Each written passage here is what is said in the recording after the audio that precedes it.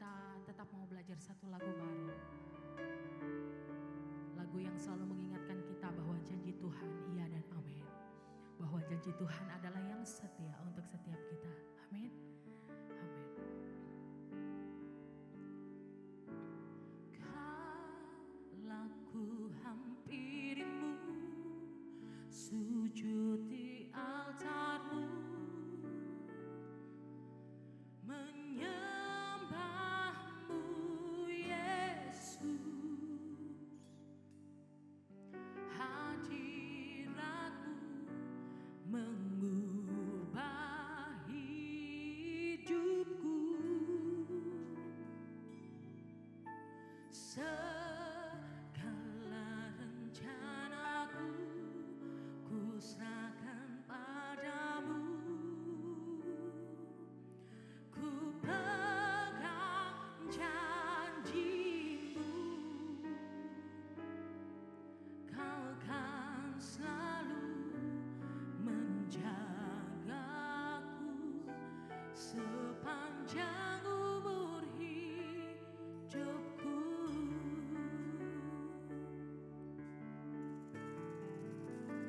Janji Tuhan, janji yang sejati, janji Tuhan pasti ditepati dalam jalannya, dengan caranya.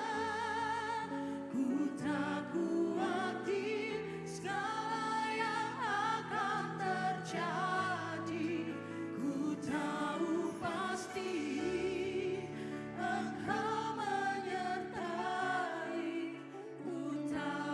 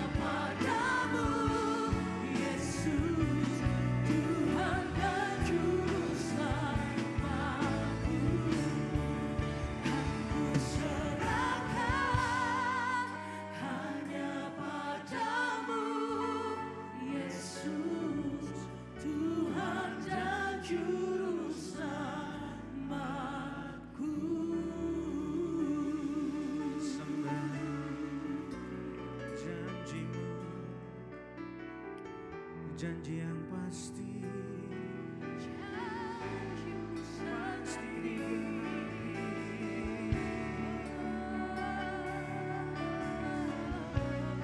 karena Engkau Tuhan Allah yang setia, Tuhan yang pasti menggenapi janji-Mu adalah firman-Mu. Firman itu Tuhan sendiri.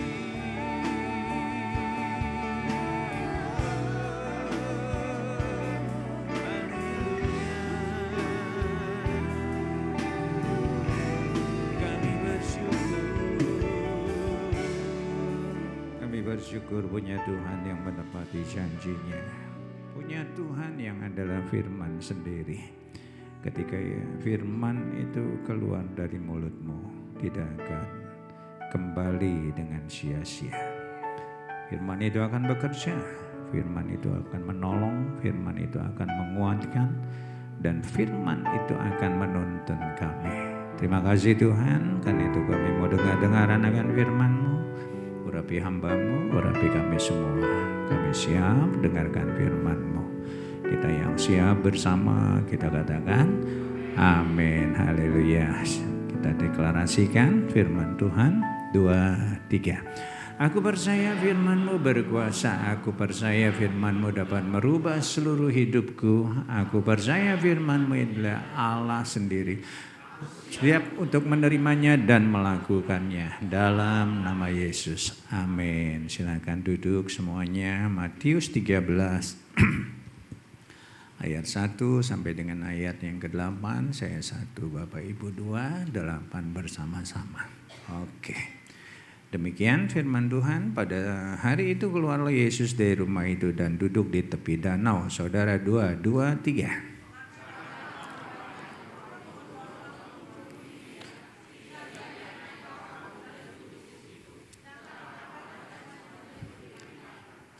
Dan dia mengucapkan banyak hal dalam perumpamaan kepada mereka. Katanya adalah seorang penabur keluar untuk menabur. 4.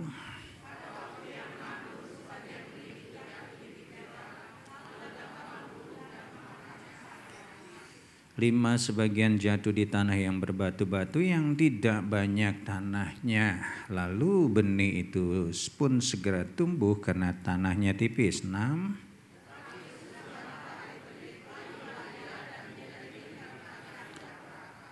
7, sebagian lagi jatuh di tengah semak duri, lalu makin besarlah semak itu dan menghimpitnya sampai mati. 8 bersama 2, 3. Dan sebagian jatuh di tanah yang baik lalu berbuah, ada yang 100 kali lipat, ada yang 60 kali lipat, ada yang 30 kali lipat. Katakan amin. Bisa menyapa tetangganya yang di sebelah, katakan shalom. Iya, luar biasa. Saya melihat wajah-wajah yang diberkati Tuhan. Selamat menunaikan ibadah puasa. Ya, kita kawal rekan-rekan kita yang beribadah. Biarlah di tengah-tengah ibadah puasanya mereka menemukan kebenaran yang sejati tentunya. Nah, Bapak Ibu, bro and sis, hari ini kita akan lanjutkan. Ini yang ketiga kita merenungkan firman Tuhan dari perikop yang barusan kita baca. Judulnya masih Be a Good Soil, karena ini yang terakhir. Tapi sebelum saya lanjutkan, kita baca dulu ayat mas kita tahun ini. 2, 3. Lihatlah sekelilingmu dan pandanglah ladang-ladang yang sudah menguning dan matang untuk dituai. Sekali lagi 2, 3. Lihatlah sekelilingmu dan pandanglah ladang-ladang yang sudah menguning dan matang untuk dituai. Katakan bersama saya, tahun ini tahun penuaian yang besar. Amin.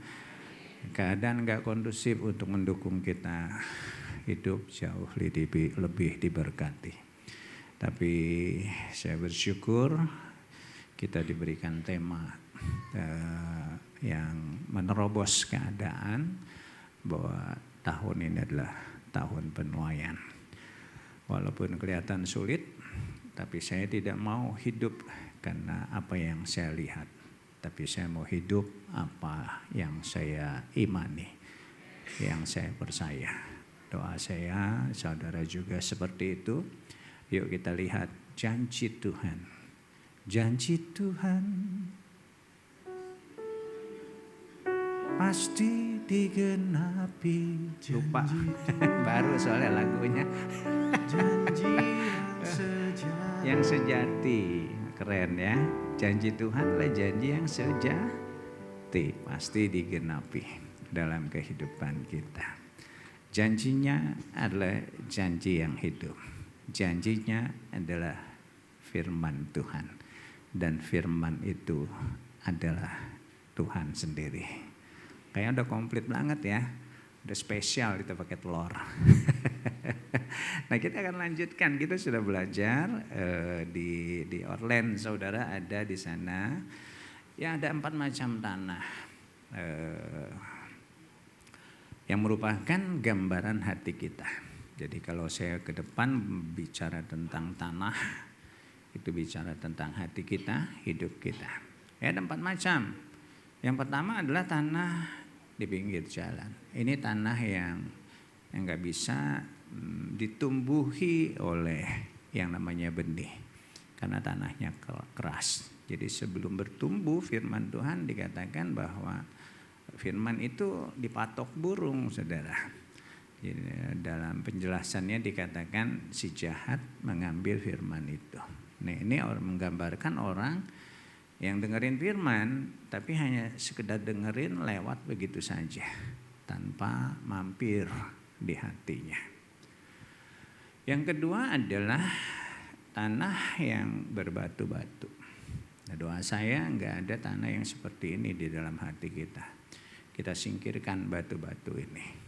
Karena batu itu membuat tanahnya tipis sedikit. Ya benih sih bertumbuh, tapi begitu bertumbuh menghadapi panas terik, hujan, badai atau angin, tanah itu karena tipis akhirnya hilang dan benih itu pun mati. Kita hilangkan batu-batu yang ada di dalam hati kita.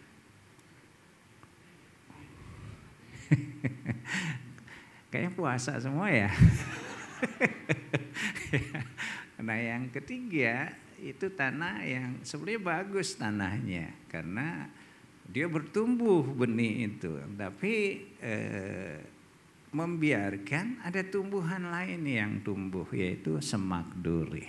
Sama-sama tumbuh tapi karena ada semak, ada duri yang menghimpit benih yang sudah bertumbuh itu akhirnya tercekik dan mati juga.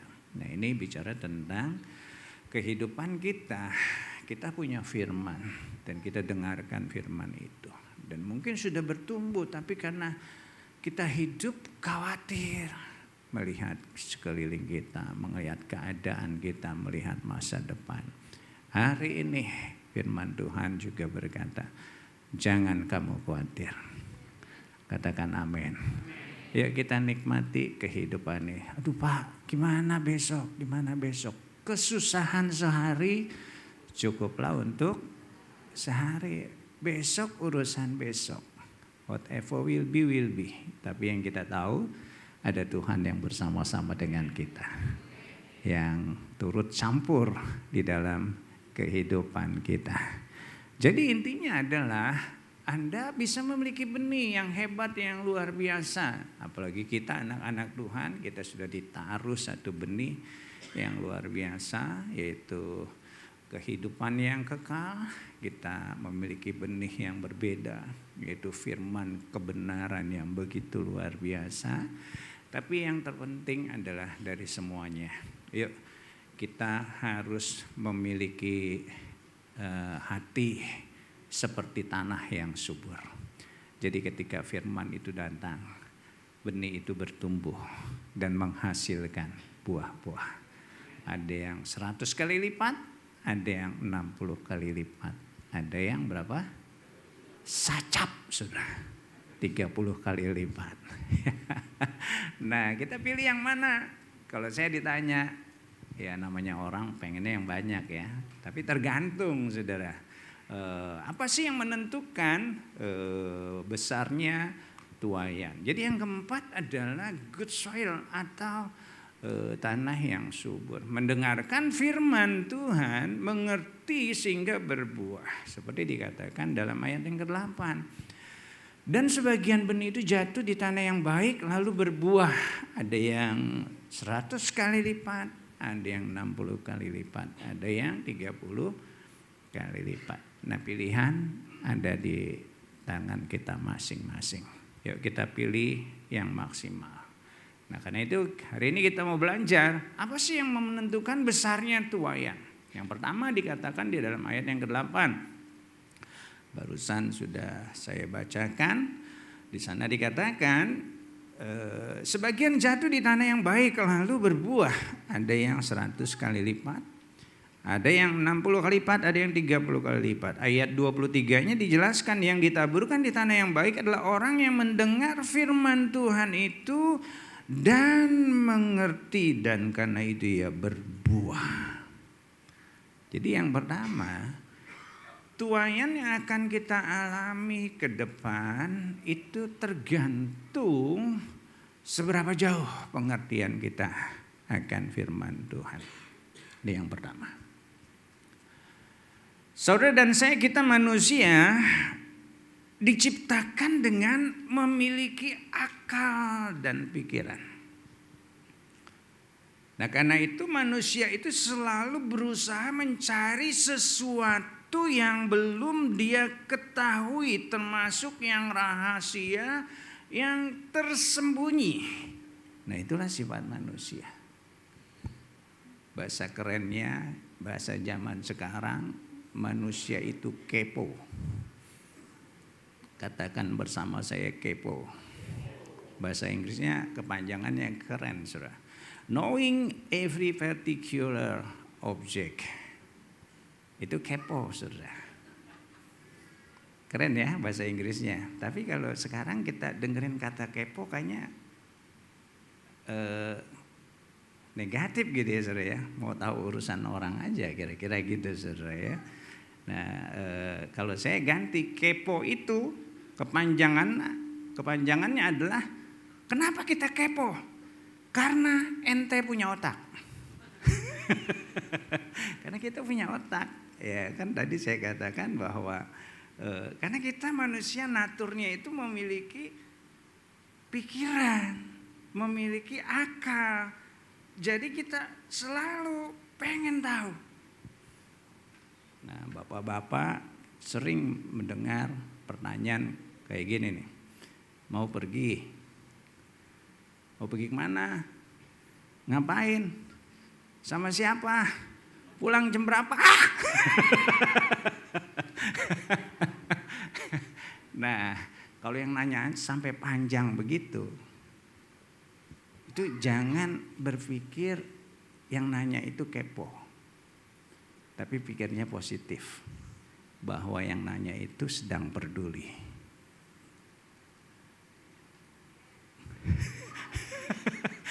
Peduli kepada yang ditanya. Jadi yang harusnya diubah adalah cara pandangnya. Nah, yuk kita berubah cara pandang kita. Artinya dia sedang peduli. Kenapa dia panjang gitu nanyanya? Ada yang salah pada yang ditanya. Biasanya begitu, saudara. Nah, hari ini kita mau belajar satu kebenaran firman Tuhan. Kepo itu penting. Katakan bersama saya, kepo itu penting. Apalagi kita kepo terhadap firman Tuhan. Kita ingin tahu kedalaman isi hati Tuhan. Dan saya yakin ketika kita mengerti apa yang menjadi kerinduan Tuhan. Katakan wah. Saudara dan saya yakin kehidupan kita akan berbeda. Amin.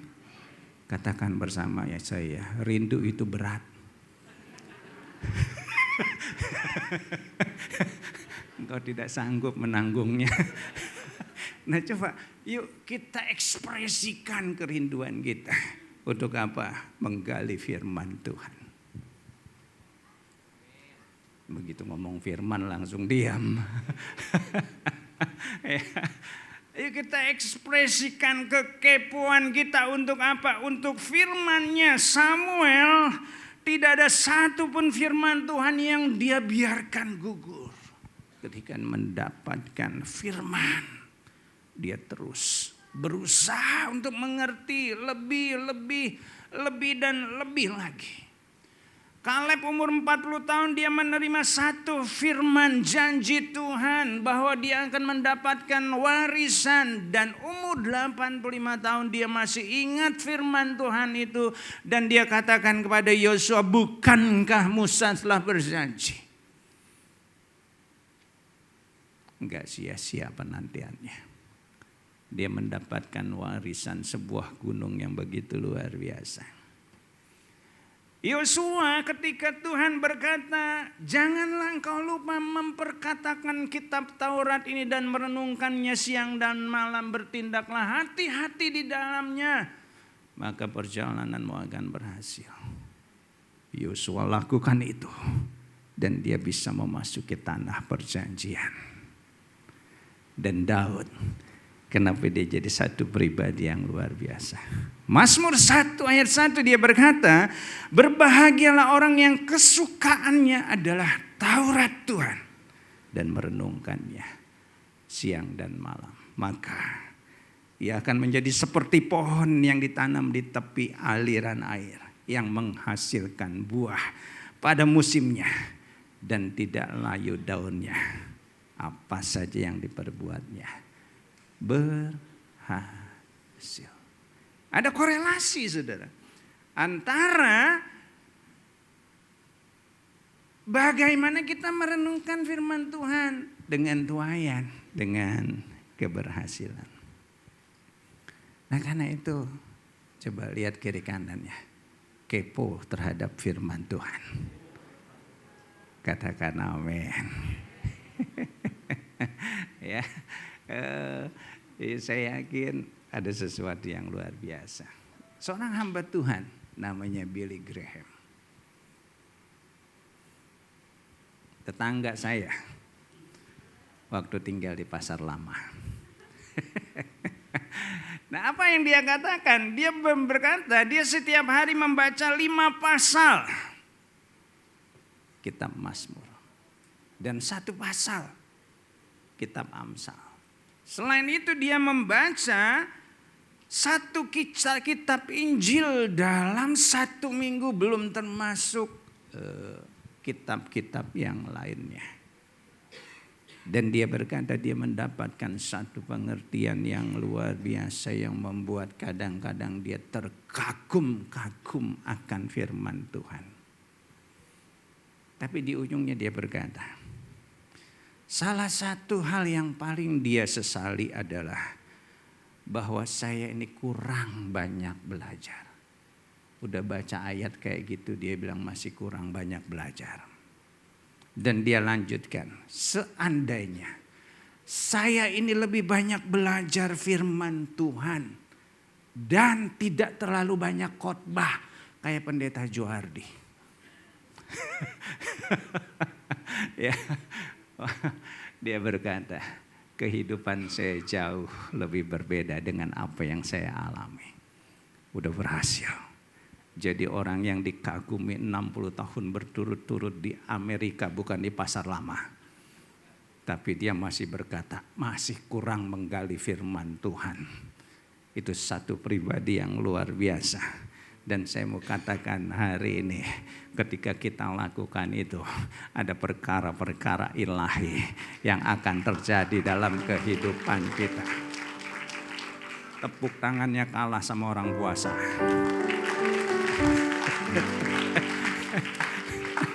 Amin saudara. Nah saudara, firman Tuhan berkata Ulangan 29 ayat 29, Hal-hal yang tersembunyi adalah bagi Tuhan Allah kita, tetapi hal-hal yang dinyatakan adalah bagi kita dan bagi anak cucu kita sampai selama-lamanya. Ada banyak orang tanya sama saya, Pak, saya kalau baca firman Tuhan kagak ngerti. Gak apa-apa. Karena memang masih banyak misteri yang belum Tuhan ungkapkan kepada kita.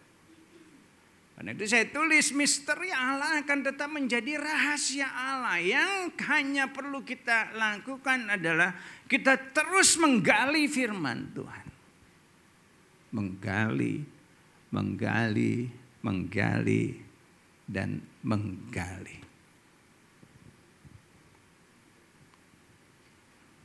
Kenapa? Ya harus menggali. Karena emang otak kita kecil. Otak kita itu segede combrok. Karena tadi baru makan combrok saya. Pagi-pagi sarapan combrok. Kecil, sementara Tuhan kita Tuhan yang besar. Pikirannya tidak terbatas.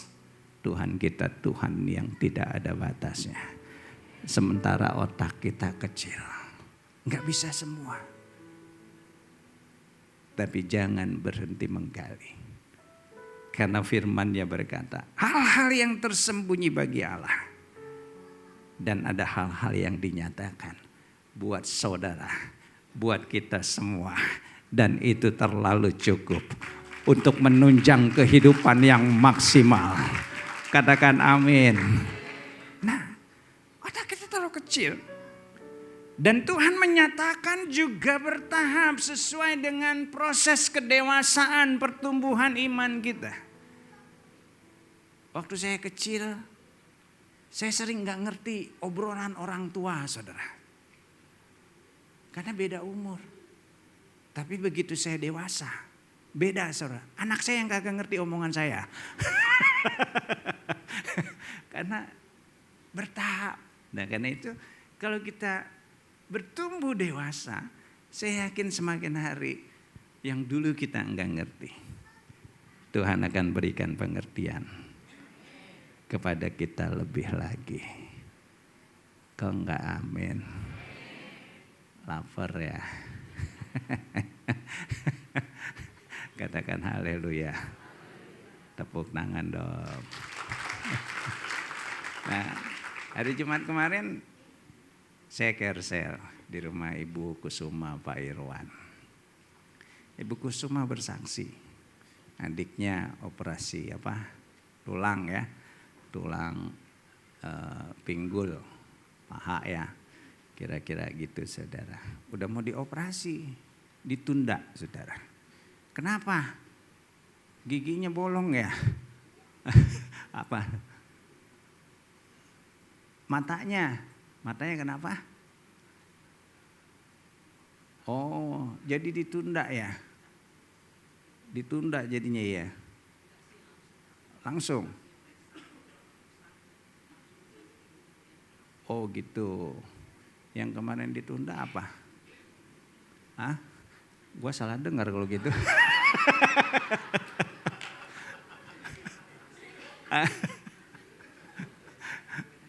Apa aja? Oh Bu Cici, bukan Bu Kusuma. Jadi Bu Cici mau operasi ditunda saudara. Karena apa? Giginya bolong. Nah saya mikir, apa hubungannya tulang sama gigi bolong? Di sini ada yang bisa menjelaskan kepada saya? Enggak ada ya? Oh, gigi enggak boleh bolong. Nah, jantung juga sama. Pokoknya kalau operasi, mau tulang, mau jantung, enggak boleh ada gigi bolong. Mendingan ompong sekalian. Otak saya langsung mikir, namanya kan manusia kepo. Kan otak saya langsung mikir, hubungannya apa tulang sama gigi? Saya senggol sebelah saya, saudara. Sebelah saya ahli batu akik. Saya tanya, hubungan gigi dan tulang apa? Nggak tahu. Terus saya bilang, udah jangan pikirin, dia juga kagak tahu urusan batu akik. Artinya gini, saudara, yang bukan urusan kita jangan dipikirin, yang penting kita gali firman Tuhan. Hari demi hari Tuhan akan menyatakannya dalam kehidupan kita. Katakan haleluya. Kadang-kadang kita keponya enggak puguh, saudara. Enggak puguh, enggak apa tuh ya.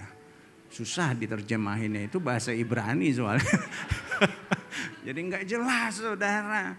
Fokus, katakan fokus. Ya, saya yakin hari demi hari Tuhan akan nyatakan lebih dan lebih lagi. Yuk kita gali terus. Ada yang nggak ngerti, biarin kita terus baca firman, renungkan firman. Ada sesuatu yang luar biasa yang akan kita alami. Katakan amin. Nah yang kedua, tergantung dari apa tuayan itu. Kejadian 22 ayat 5, ketika kata Abraham kepada kedua bujangnya, tinggallah kamu di sini dengan keledai itu. Ini ceritanya Abraham mau mempersembahkan Ishak. Dia mau naik ke atas gunung bersama Ishak. Tinggallah kamu di sini dengan keledai ini. Aku berserta anak ini akan pergi ke sana. Kami akan sembahyang. Sesudah itu kami akan kembali. Saya perhatikan firman ini. Di dalam bahasa Inggrisnya, we will worship and then we will come back to you. Inilah kata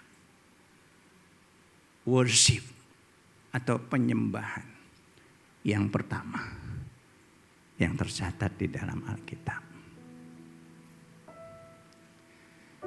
Aku mau sembahyang.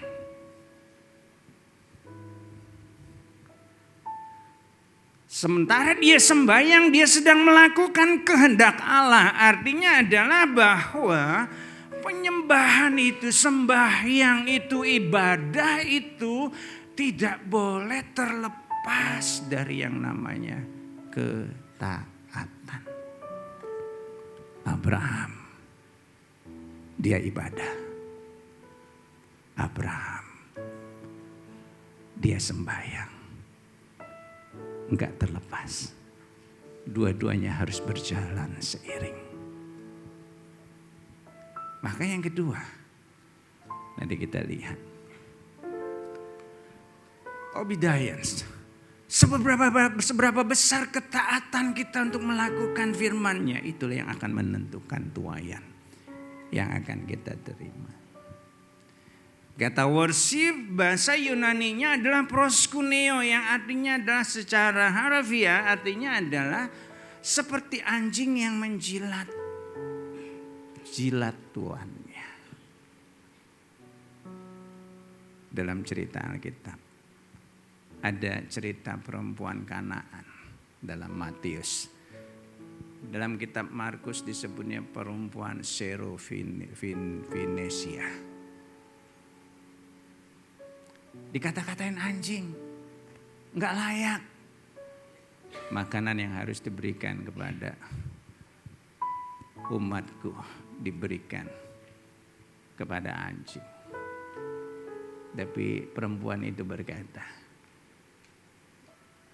sambil merendahkan diri. Ini bicara tentang ibadah. Bukankah anjing itu juga makan dari remah-remah yang jatuh dari meja tuannya? Ciri anjing salah satunya adalah kesetiaan. Amin. Makanya yang namanya penyembahan itu nggak bisa dipisahkan dari yang namanya kesetiaan. Dan karena itu yang kedua, yuk ke depan. Bukan sekedar ibadah, tapi kita lakukan kehendak-Nya. Amin. Hidupmu, hidup kita semua akan jauh lebih hebat, jauh lebih dahsyat, jauh lebih luar biasa. Amin. Kita angkat tangan kita. Ku tahu hidupku adalah penyembahan. Kau ciptakanku dalam kemuliaan-Mu.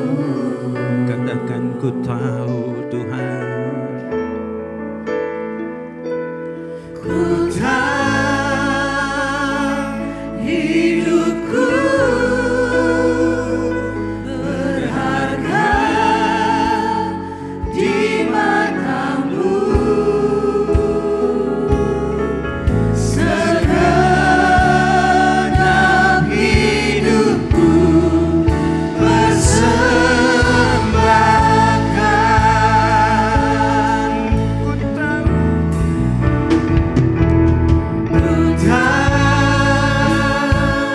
hidupku adalah penyembahan. Kau ciptakanku dalam kemuliaan-Mu.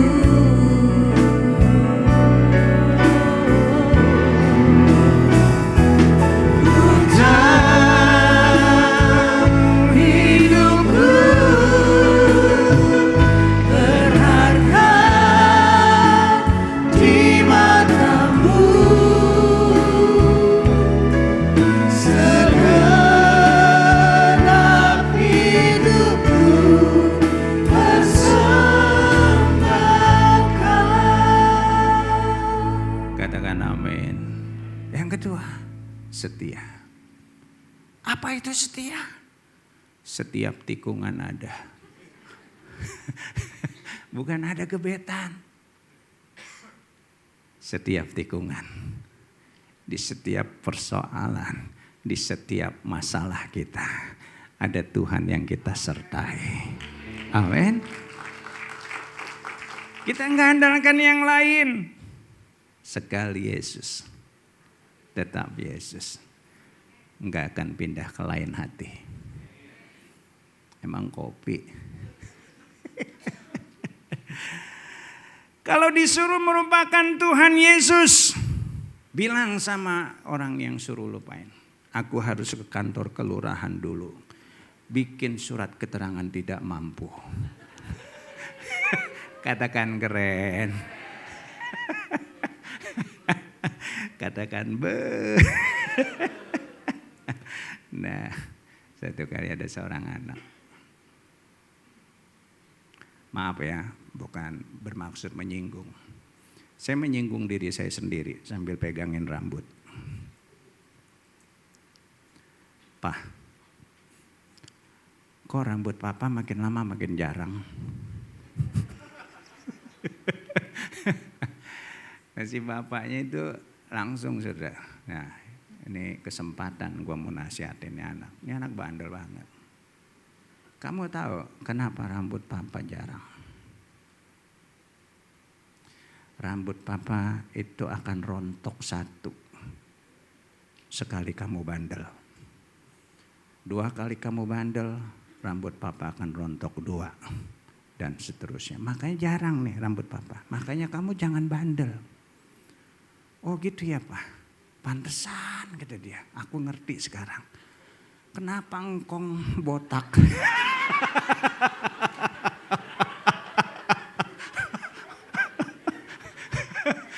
Bapaknya lebih gila bandel. Yuk jangan kita enggak setia sama Tuhan. Katakan bersama saya mau taat sama Tuhan sambil pegang rambutnya. Saya ingat cerita ini karena semalam kepala saya dipegang-pegang sama anak saya. Pak, makin jarang nih kayak. Tadinya saya mau ngomong begitu, takut dia bilang engkong botak. Aduh, Katakan bersama saya enggak mau bandel. Saudara bandel, Tuhan Yesus enggak pernah botak. Di mana-mana gondrong rambutnya, masih lebat saudara. Nah, yang botak bakalan kita. Kenapa? Mikirin persoalan terus. Karena enggak jalan dalam firman-Nya. Bergumul terus. Botak bukan botak dalam artian fisik. Artinya hidup kita akan mengalami kekeringan. Kok yang botak melototin gua sih? Katakan amin. Katakan bersama saya mau taat. Berikan tepuk tangan. Nah saudara, Abraham taat. Apakah dia disuruh menderita oleh Tuhan untuk mengorbankan anaknya? Enggak, saudara. Justru Tuhan sedang menguji dan ketaatannya serta imannya. Dia berkata, kami akan sembahyang, akan berangkat. Tapi Abraham enggak ngomong, aku akan kembali ke sini lagi. Kami akan berangkat dan kami akan kembali. Itu iman seorang Abraham. Dan benar. Ketika dia mau mempersembahkan Ishak, Tuhan muncul sebagai Jehovah Jireh. Tuhan yang menyediakan, bukan Ishak yang dikorbankan. Tetapi siapa? Anak domba. Tuhan menuntut ketaatan kita. Bukan untuk kita menderita.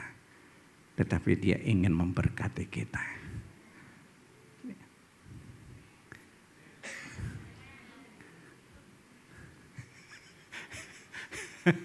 Amin, saudara. Bukan hanya itu, dikasih bonus. Tuhan berkata, keturunanmu akan menjadi seperti bintang di langit. Katakan, keren banget Tuhan kita.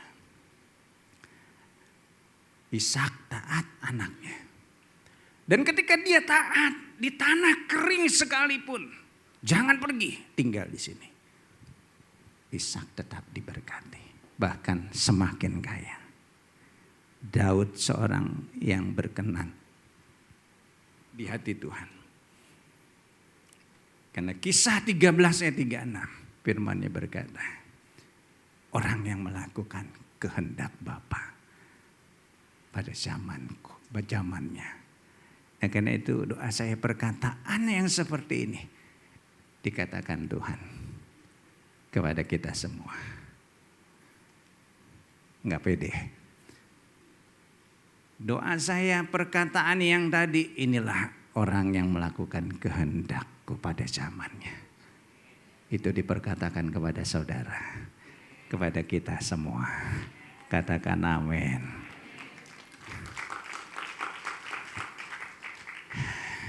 Saya apresiasi yang tepuk tangan.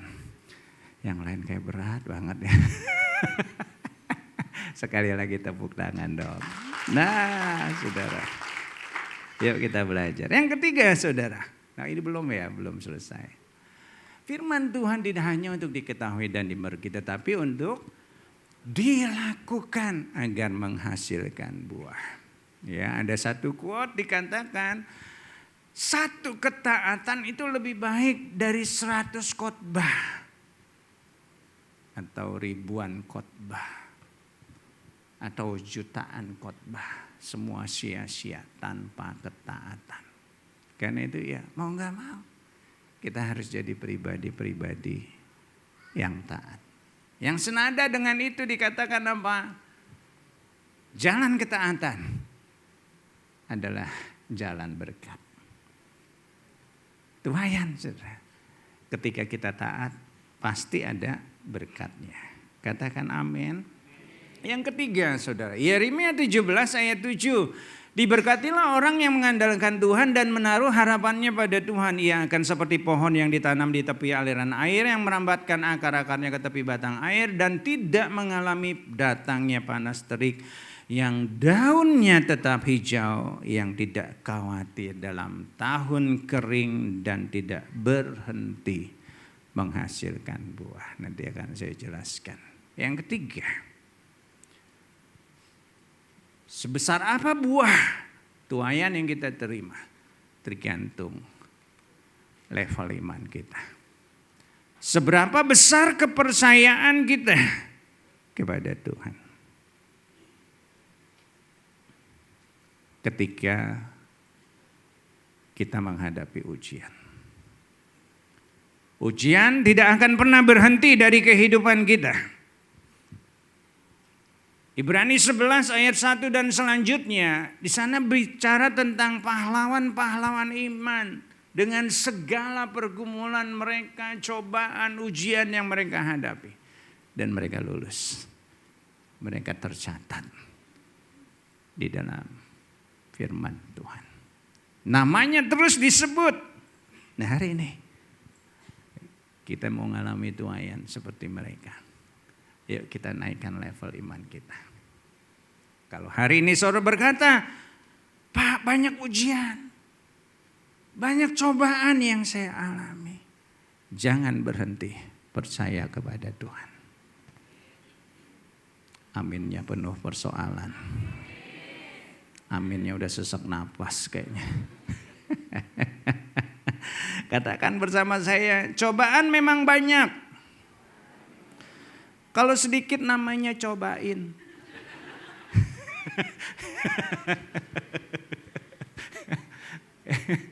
Ya nyobain kan dikit ya. Cobaan banyak. Sedikit namanya. Ya namanya hidup penuh dengan. Saya pernah bilang, hidup itu diselimuti dengan persoalan.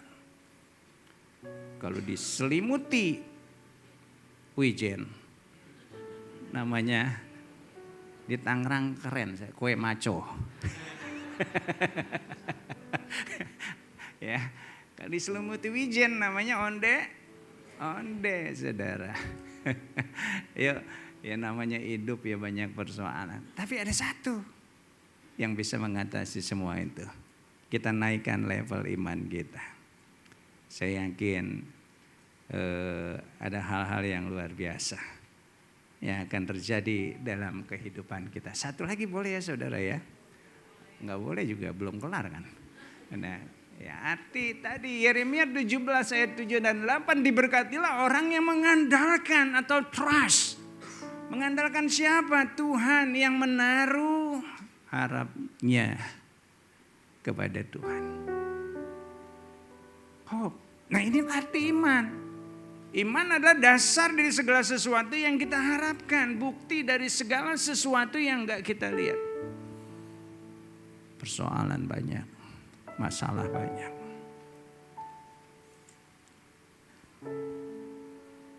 Di sekeliling kita. Tapi janganlah kita hidup dari apa yang kita lihat. Tapi kita belajar hidup karena kita percaya ada Tuhan yang juga bersama-sama dengan kita. Ada Tuhan yang memberi pengharapan buat kita. Katakan amin. Firman-Mu berkata Kau besertaku, maka kuat kami. Maka kuat roh dan jiwaku. Tangan-Mu Tuhan selalu ku nantikan. Di setiap langkah ku percaya dengan sayang-Mu. Ku akan terbang tinggi di tengah badai hidup. Ku tak menyerah, Kau kekuatan dan perlindungan bagiku. Pertolonganku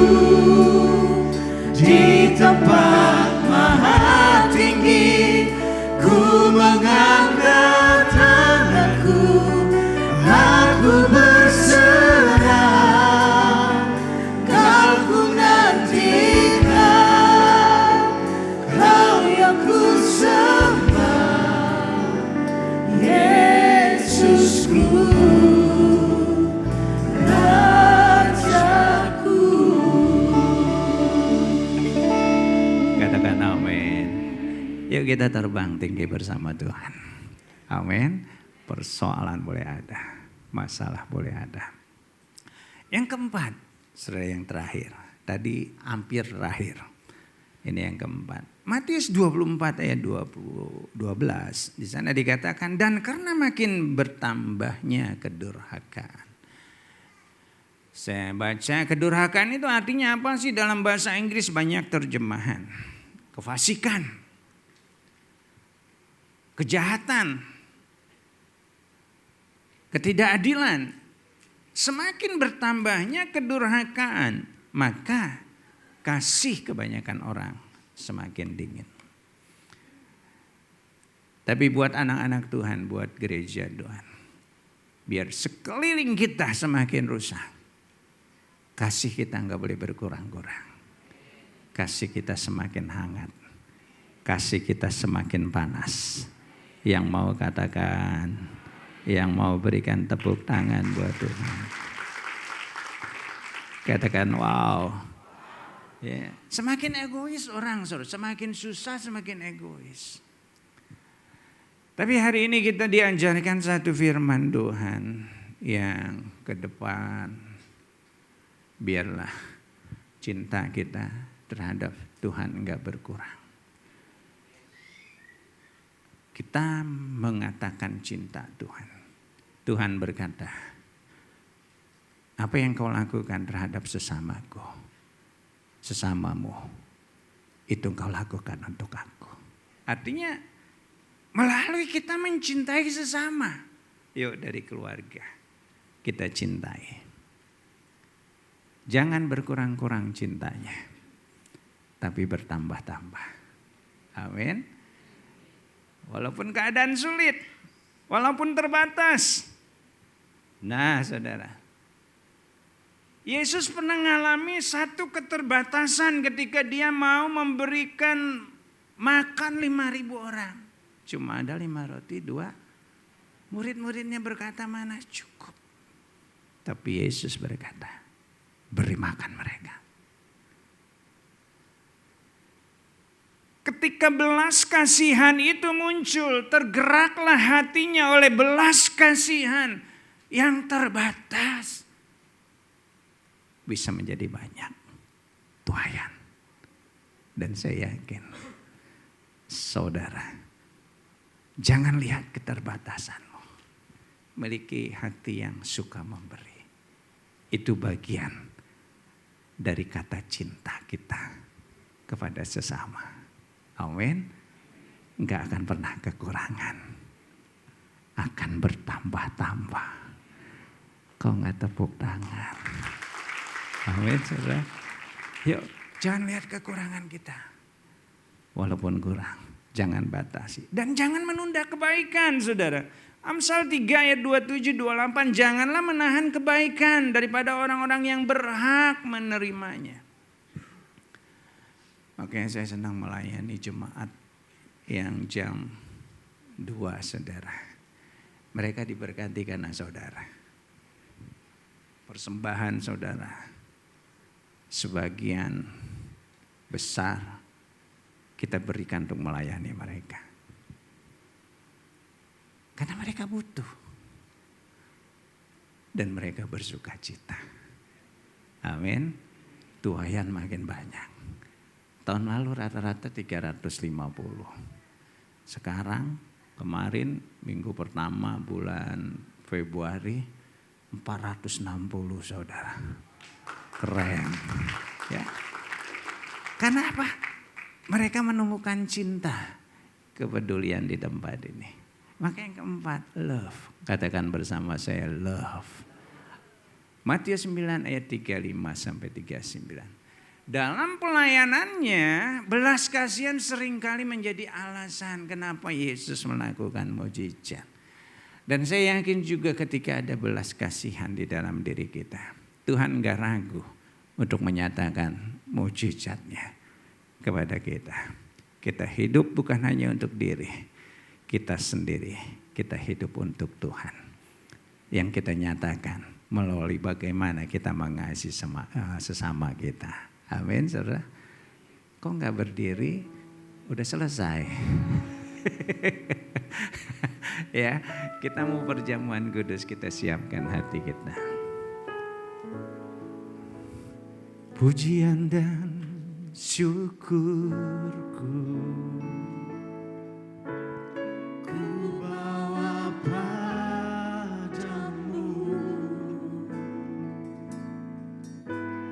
dengan rendah hati ku persembahkan.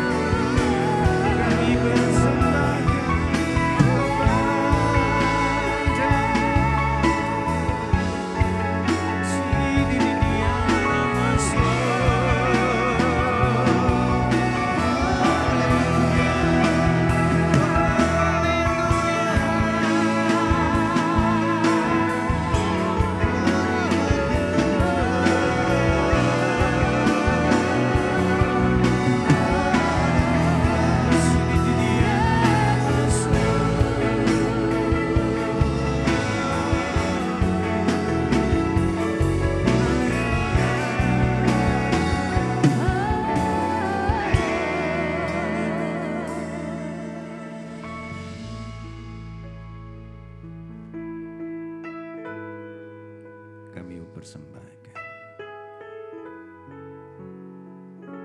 Juga hati kami. Biar Tuhan koreksi. Mungkin hati kami mengeras.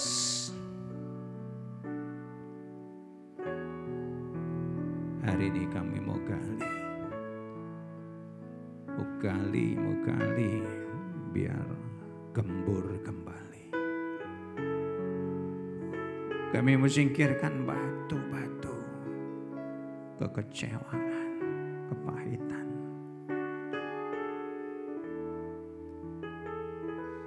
Supaya benih itu bisa bertumbuh. Dan kami tidak mau biarkan ada semak duri kekhawatiran. Kami mau nikmati kehidupan ini.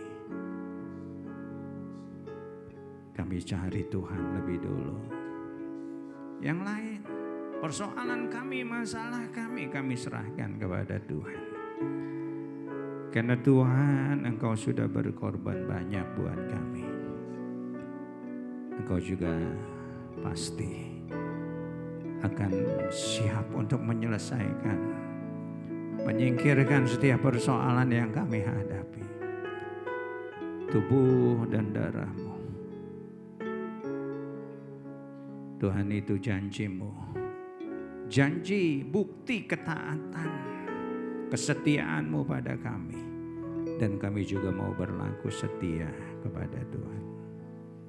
Kami mau terima tubuh-Mu dengan penuh sukacita. Tuhan, terima kasih. Sebab apa yang telah Kuteruskan kepadamu telah Aku terima dari Tuhan.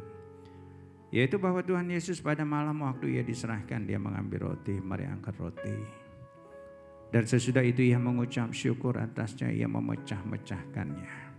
Dan Dia berkata, inilah tubuhku yang diserahkan bagi kamu. Perbuatlah ini menjadi peringatan akan Aku. Kekasih-kasih Kristus, bukankah roti yang kita pecah-pecahkan ini adalah persekutuan kita dengan tubuh Yesus. Mari kita makan dalam nama Yesus.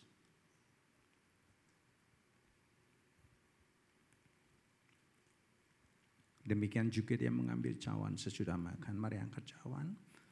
Cawan ini adalah perjanjian baru yang dimeteraikan oleh darahku. Perbuatlah ini setiap kali kamu meminumnya, menjadi peringatan dan akan Aku. Kekasih-kasih Kristus, bukankah anggur yang ada dalam cawan ini adalah persekutuan kita dengan darah Yesus.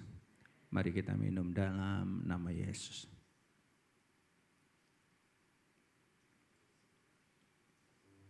Kita ucapkan syukur, katakan terima kasih Tuhan.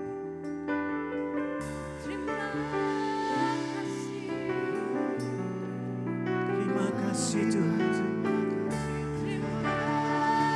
Terima kasih.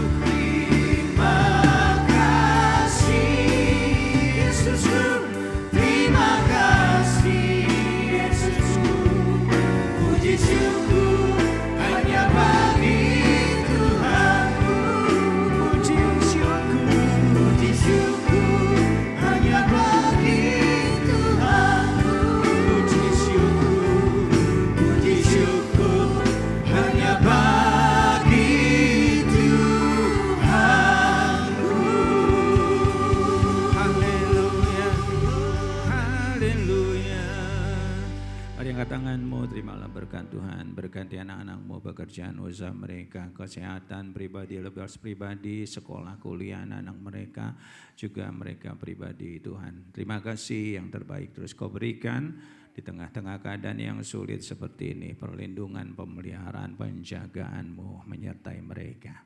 Biar berkat damai sejahtera yang melimpah dari Allah Bapa, kasih dan cinta Tuhan Yesus, persekutuan, pertolongan, perlindungan, kuasa dari Allah Roh Kudus menyertai-Mu mulai hari ini bahkan sampai selamanya. Yang percaya bersama katakan Amin. Selamat hari Minggu. Tuhan Yesus memberkati Bapak Ibu semuanya. Sampai jumpa minggu yang akan datang.